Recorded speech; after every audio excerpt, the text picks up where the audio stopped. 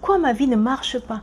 Mais pourquoi j'attire toujours le malheur? Pourquoi j'ai toujours la malchance dans ma vie? Si vous avez déjà posé une de ces questions, eh bien, ceci est pour vous.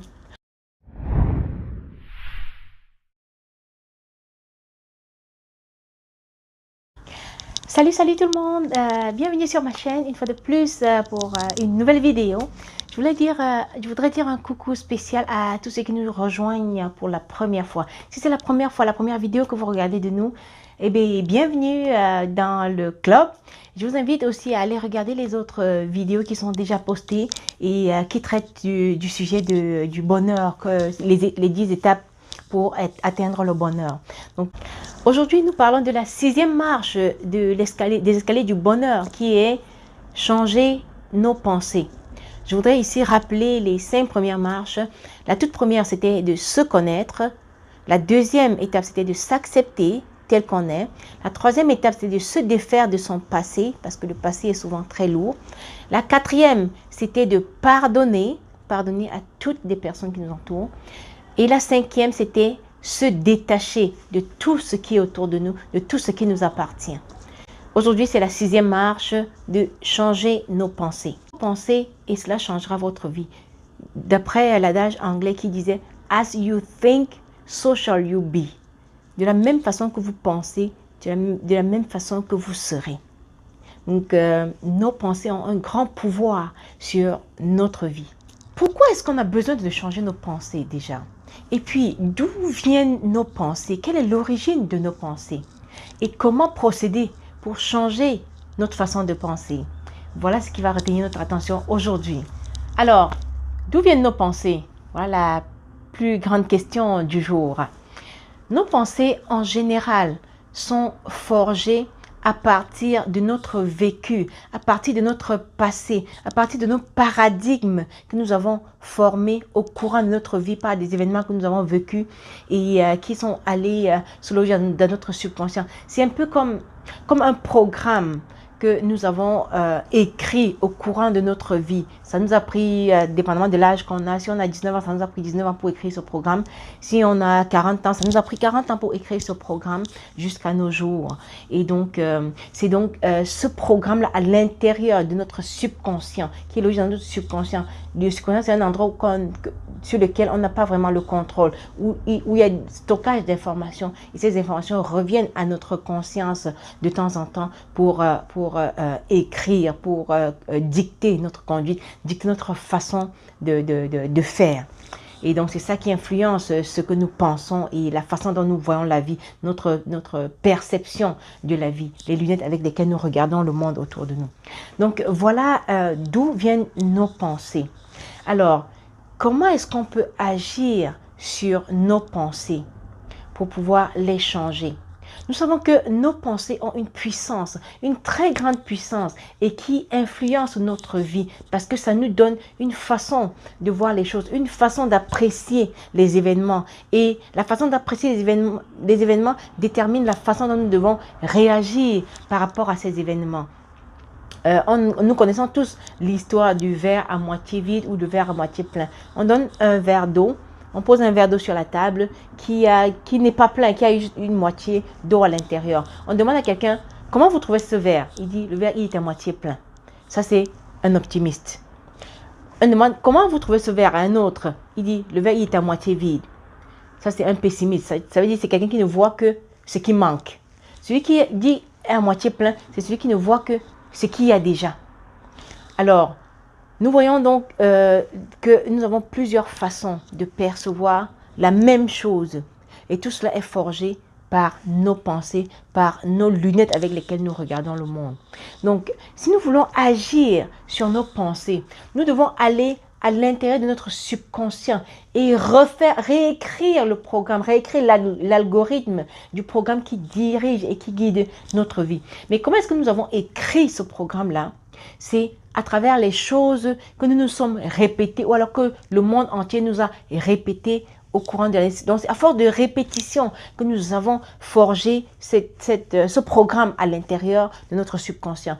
Donc, pour pouvoir le reprogrammer, ça prend de faire une autre répétition parce que la répétition a un pouvoir assez grand. C'est une énergie tellement grande. On ignore à peu près ce que ça peut faire. Alors, pour aller reprogrammer notre subconscient, nous devons nous répéter des choses. Nous devons nous répéter ce que nous voulons inculquer dans notre subconscient. Nous devons nous répéter à longueur de journée, à longueur d'années, de mois, de semaines, de jours, d'heures, de minutes, les choses que nous voulons mettre dans notre subconscient. Si nous sommes par exemple quelqu'un qui n'a jamais apprécié son physique, alors nous devons commencer à nous répéter: Caroline, tu as de belles formes. Caroline, tu as de beaux yeux. Caroline, tu as de belles jambes. C'est de cette façon-là que nous allons aller reprogrammer ce qui a été déjà dans notre subconscient, qui nous disait: nous avons de laides jambes, nous avons de mauvais yeux, nous avons une laide bouche, nous avons... C'est de cette façon-là que nous pouvons aller reprogrammer cela. Donc, nous devons choisir ce que nous voulons penser, ce à quoi nous voulons mettre notre attention. Et nous répéter cela à longueur de journée. Nous répéter cela tout le temps, tout le temps, tout le temps. C'est comme ça que nous devons aller override, comme on dit en anglais. Override le programme qui est déjà à l'intérieur de nous. Et en fonction de ce que nous voulons aussi dans notre vie. Si nous voulons être quelqu'un de prospère, on peut dire: je suis prospère. Caroline, tu es prospère. Même si dans tes poches tu n'as rien, tu as déjà la vision de la prospérité. Caroline, tu es prospère. Caroline, tu es intelligente. Même si physiquement, tu n'as pas l'impression de voir que tu es intelligente. C'est aussi ça la foi. La foi, c'est de croire aux choses que tu ne vois pas, que les yeux ne voient pas. C'est comme un aveugle, par exemple, qui va nier l'existence du soleil parce qu'il n'a jamais vu le soleil. Même s'il nie l'existence du soleil, ça n'empêche pas au soleil d'exister. Le soleil existe. Nous devons, à travers cette foi-là, réécrire ce que nous avons comme programme à l'intérieur de nous. Nous devons nous battre pour penser positive, pour rester éveillé là-dessus. Et ainsi, ce n'est que ainsi, de cette façon-là, qu'on peut aller reprogrammer ce que nous avons déjà à l'intérieur de notre subconscient. En nous répétant cela, cela devient, dans notre pensée, ça devient des paroles que nous allons dire autour de nous. Et en le disant, ça devient nos gestes que nous allons faire. Et en le faisant, ça devient nos habitudes. Et en gardant ces habitudes-là, ça devient notre destin. Et je le tire d'une citation qui dit: faites attention à vos pensées car elles deviennent des paroles.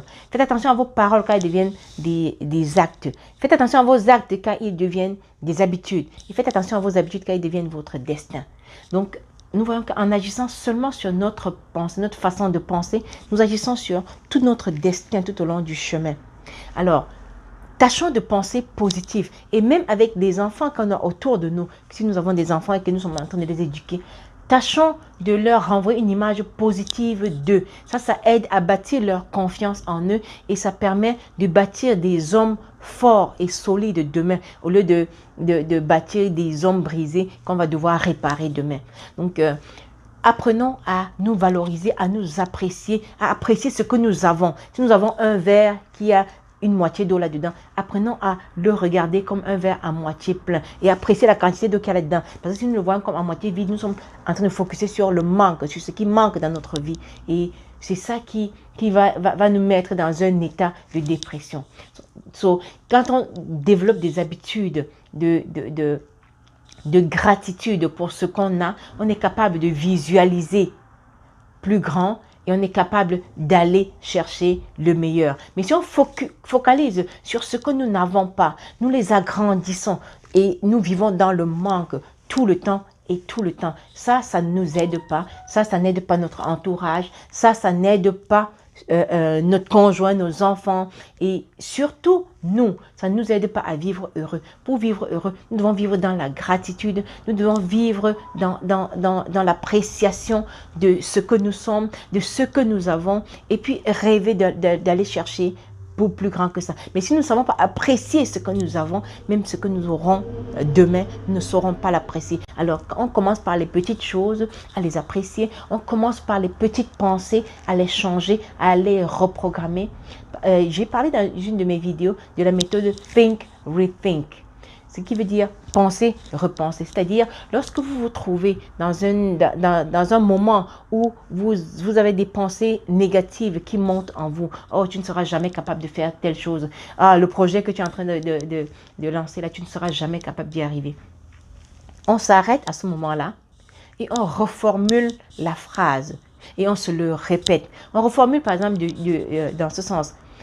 Tu n'as pas encore trouvé le bon moyen de le faire, mais il existe certainement un moyen et tu vas le trouver. Au lieu de dire tu ne seras pas capable d'y arriver, tu dis il existe un moyen et tu vas le trouver. Tu n'as juste pas encore trouvé le moyen d'y arriver. De cette façon-là, on se met en mode solution, en mode recherche de solutions. Mais si on se met en mode tu n'es pas capable, même les solutions les plus évidentes, on ne pourra pas les chercher parce qu'on sait déjà qu'on n'y arrivera pas. Donc, de cette façon, quand vous pensez et que vous vous trouvez en train de penser, d'avoir des pensées négatives, on s'arrête juste là, on identifie cette pensée-là et on la reformule de façon positive. Par exemple, si je prends le cas de quand on s'adresse à un enfant, au lieu de lui dire « ne touche pas ça », on peut peut-être lui dire « viens prendre ça ». On détourne son attention de ce qui est... parce que quand on lui dit « ne touche pas ça », on lui suggère de toucher ça. C'est pour ça qu'en général, quand on dit à l'enfant « ne touche pas », il court toucher. Or, si on lui suggère à la place autre chose, ça va détourner son attention de ce qu'il était en train de vouloir toucher et il va s'en aller vers autre chose.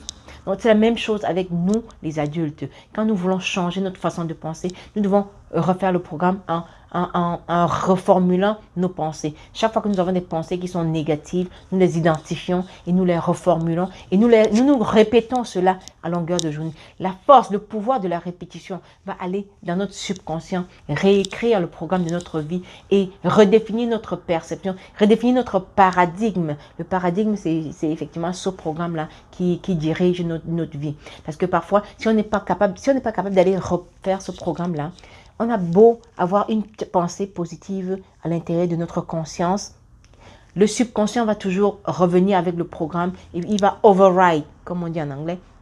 Il va réécrire notre pensée, ce qu'il y a dans la conscience. Et celui qui vient du subconscient, il domine toujours. Donc, si on veut agir sur notre conscience, sur notre pensée, nous devons aller à l'intérieur de notre subconscient, chercher les informations négatives et les réécrire, les retransformer en informations positives. Voilà, j'espère que cette vidéo vous a aidé, vous a apporté quelque chose, un plus, même un tout petit peu, un tout petit plus dans votre vie. Ça me rendrait vraiment heureuse de savoir que j'ai participé au bonheur de quelqu'un. Donc, si vous avez apprécié, si vous avez aimé quelque chose de particulier dans cette vidéo, mettez-nous-le en commentaire ici ou alors envoyez-nous un email à l'adresse email qui s'affiche sur l'écran. Dites-nous aussi dans les commentaires ce que vous aimeriez qu'on aille en profondeur. S'il y a une partie de cette vidéo que vous aimeriez qu'on aborde en profondeur. Si par exemple vous voulez qu'on aborde le thème du paradigme, dites-le moi en commentaire et puis on va pouvoir décortiquer cela parce qu'on ne peut pas tout décortiquer en une petite vidéo de 10-15 minutes. Alors voilà pour aujourd'hui.